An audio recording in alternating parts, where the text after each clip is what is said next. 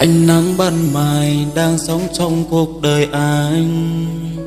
Em có biết cùng anh nơi đây vẫn mong chờ đến bao giờ thì người mới quay về bên anh. Trong trái tim anh vẫn luôn có bóng hình em. Phía cuối con đường nhìn hàng cây đang dịu lắng, cơn gió nhẹ nhàng chợt thoáng qua khiến anh se lạnh.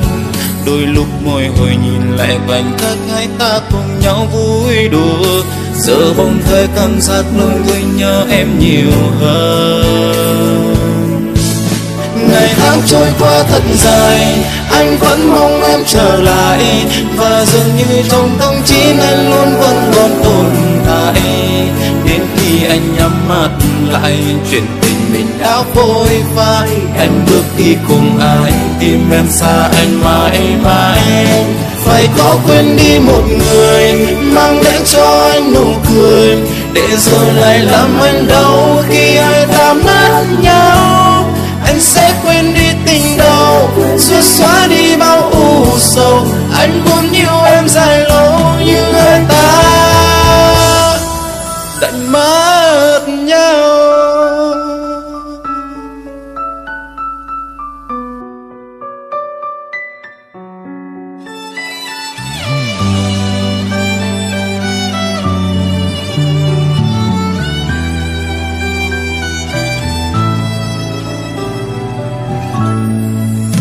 Phía cuối con đường nhìn hàng cây đang dịu lắng, cơn gió nhẹ nhàng trần thoáng qua khiến anh se lạnh.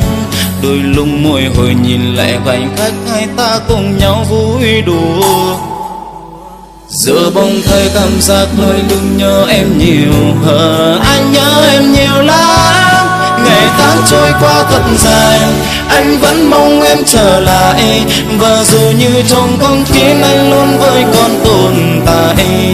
Đến khi anh nhắm mắt lại, chuyện tình mình đã phôi phai. Anh bước đi cùng anh, tim em xa anh mãi mãi. Phải có quên đi một người, mang đến cho anh nụ cười, để rồi lại làm anh đau khi hai ta mất nhau. Anh sẽ quên đi tình đau, rồi xóa đi bao u sầu. Anh muốn yêu em dài lâu như hai ta đành mất nhau.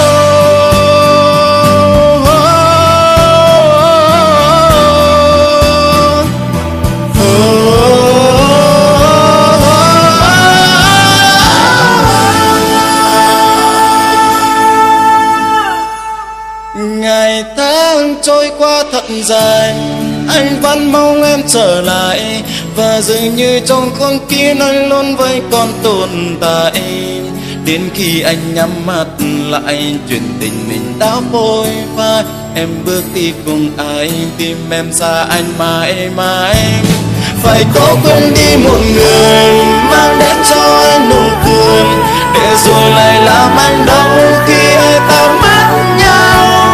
Anh sẽ quên đi tình đau, sẽ xóa đi bao u sầu. Anh muốn yêu em dài lâu như hai ta đành mất nhau.